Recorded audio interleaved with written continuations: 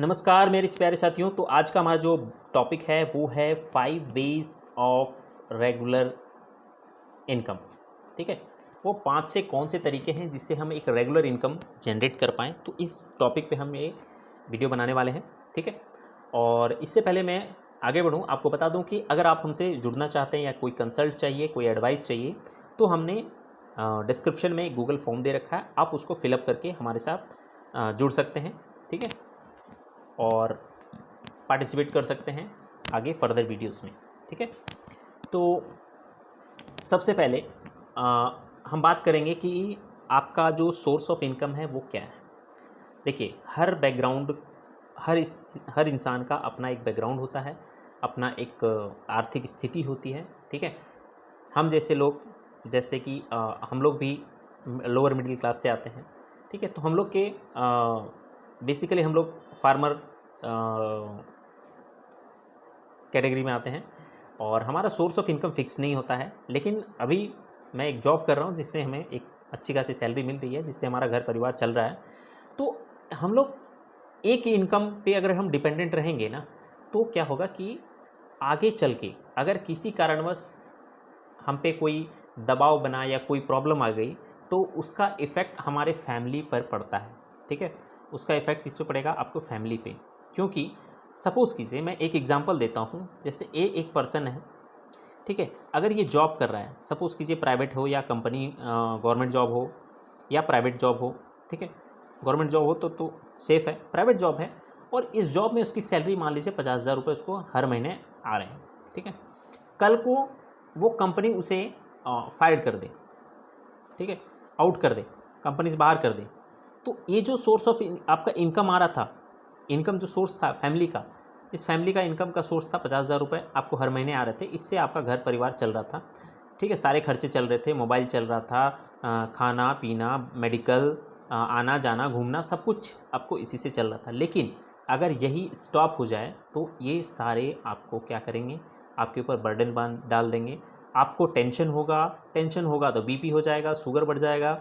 ठीक है, और बहुत सारी बीमारियां आपको जकड़ने लगेंगी। इसके साथ सोसाइटी का प्रेशर है ना, सोसाइटी का प्रेशर आ जाएगा और बहुत सारी चीज़ें अनहोनी होने लगी। लेकिन अगर आपके पास सोर्स ऑफ इनकम अलग है ना, सोर्स ऑफ इनकम अलग है, एक्स्ट्रा है, कि कहीं और से पैसे आ रहे हैं। सपोज़ कीजिए आप यहाँ 50,000 रुपये आ रहे हैं, 10,000 रुपये अगर आपके कहीं और से आ रहे हैं या 5,000 रुपये किसी और तरीके से आ रहे हैं, तो आपको क्या होगा? अगर इन केस ऐसा सिचुएशन आता है तो आपको ये सोसाइटी और ये फैमिली का जो बर्डन है ये आपको लोड कम कर देगा।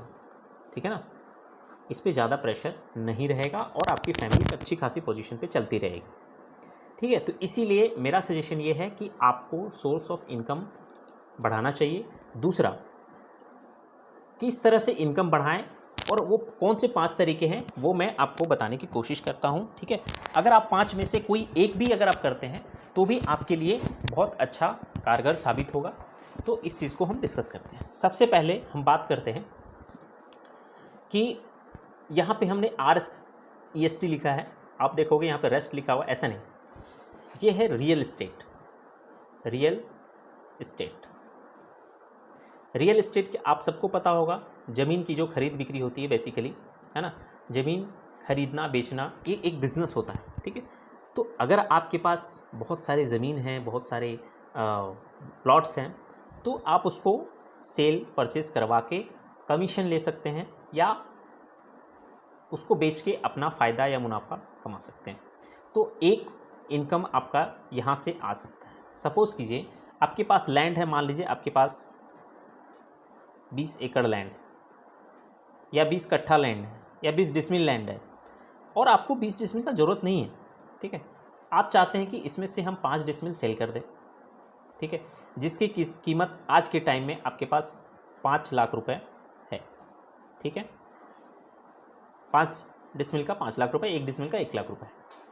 अगर आप इसको सेल करते हैं तो आपको एट प्रेजेंट, अगर इसकी कीमत 5 लाख है, लेकिन आपने 5 लाख रुपए का सेल करके अगर आप कहीं और प्लॉट ले लें 2 डिसमिल का, जिसकी कीमत है 5 लाख रुपीज़, यहाँ सेल किया आपने और यहाँ 2 डिसमिल का ले लिया, कि ये जान के कि यहाँ पे पॉस एरिया है, कल को यहाँ पे जाके डेवलपमेंट होगा और इस एरिया को 2 साल या 10 साल बाद जब इसको आप सेल करोगे तो ये आपका लगभग 20 लाख रुपए बन जाएगा। यही 2 डिसमिल का प्राइस 20 लाख रुपए। आपका मार्जिन कितना हो गया? तो आप बोलोगे सर 5 लाख का चीज़ 20 लाख में बच रहा है, तो ऑब्वियस है 15 लाख रुपए हमारा मार्जिन हो गया। और ये इतना ज़्यादा रेट बढ़ता है रियल एस्टेट का कि आप इसको एक्सपेक्ट नहीं कर सकते हो। ठीक है, ये 5 से 10 साल में लगभग आपको दुगना हो जाएगा।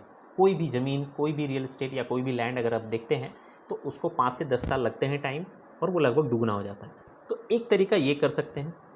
दूसरा, अगर आपके पास फंड है तो आप कहीं प्लॉट ले लें, आप उसको फिर 2 साल 4 साल बाद आप उसको कहीं पे सेल कर सकते हैं।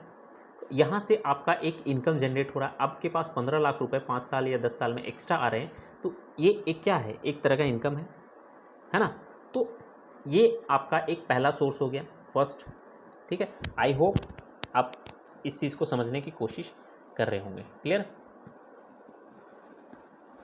नेक्स्ट टॉपिक हम लेते हैं MIS। MIS क्या है? इसको बोलते हैं monthly income scheme. Monthly income scheme, ठीक है। मंथली इनकम स्कीम क्या होता है?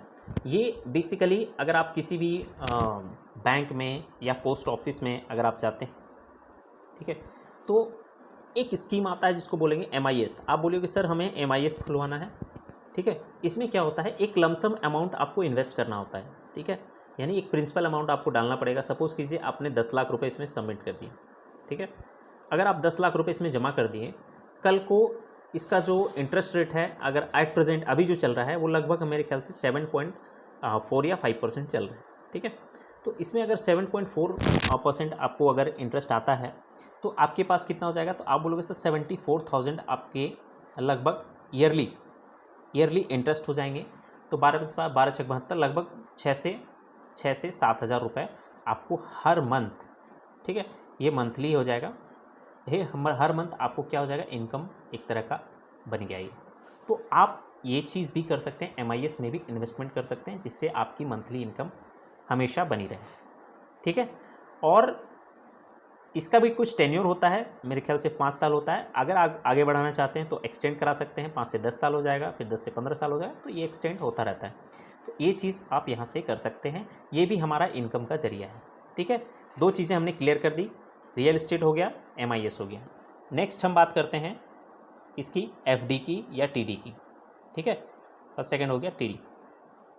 FD क्या होता है? आप सबको पता है, FD फिक्स डिपॉजिट होता है, फिक्स डिपॉजिट, ठीक है।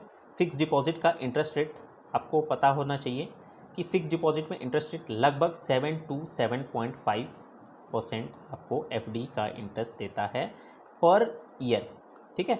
तो यहाँ पर भी आप एक बड़ा सा कॉर्पस यहाँ पे जमा कर सकते हैं। सपोज़ कीजिए 1 लाख रुपए अगर आप जमा किए हुए हैं तो 1 साल का इंटरेस्ट आपको लगभग 7,000 रुपये हर साल आपको पर ईयर आपको इंटरेस्ट मिलेंगे। यही अमाउंट अगर बड़ा अमाउंट अगर आप सबमिट कर देते हैं, 10 लाख कर देते हैं, तो 70,000 रुपये आपके पर ईयर आपको इंटरेस्ट आएंगे, ठीक है। तो ये भी आपका सोर्स ऑफ इनकम आपका बन सकता है।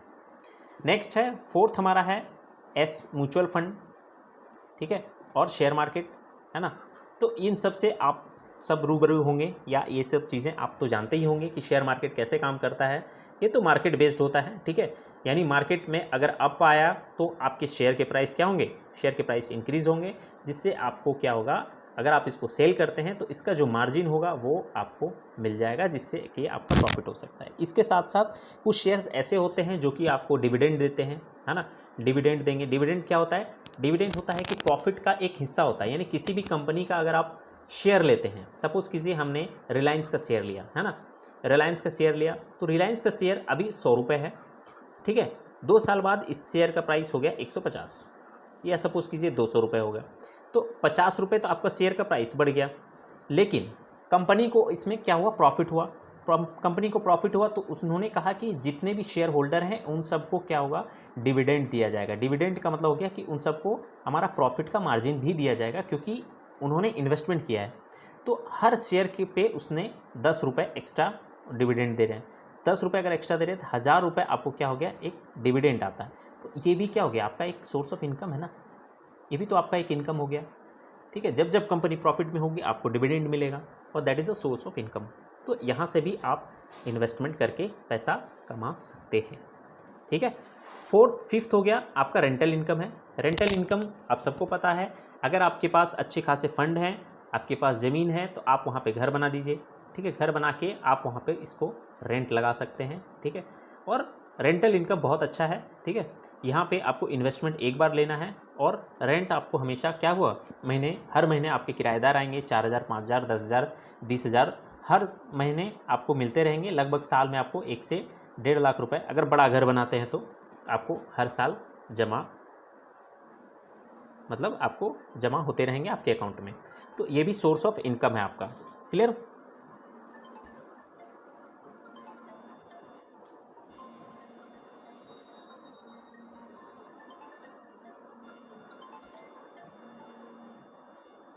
तो आई होप ये पांचों सोर्स ऑफ इनकम यानी रेगुलर इनकम कैसे आ सकता है, ये चीज़ें मैंने आपको बता दी। आई होप ये चीज़ें आपको समझ में आई होंगी। तो वीडियो अगर अच्छी लगी या कोई सजेशन या कोई कंप्लेन या कोई डाउट है तो आप हमारे साथ जुड़ सकते हैं, कमेंट बॉक्स में कमेंट कर सकते हैं, या फिर डिस्क्रिप्शन में मैंने एक गूगल फॉर्म दिया है, उस गूगल फॉर्म को आपको फिल करके यहाँ तक हमारे साथ जुड़ सकते हैं। ठीक है, तो तब तक के लिए टेक केयर, बाय बाय।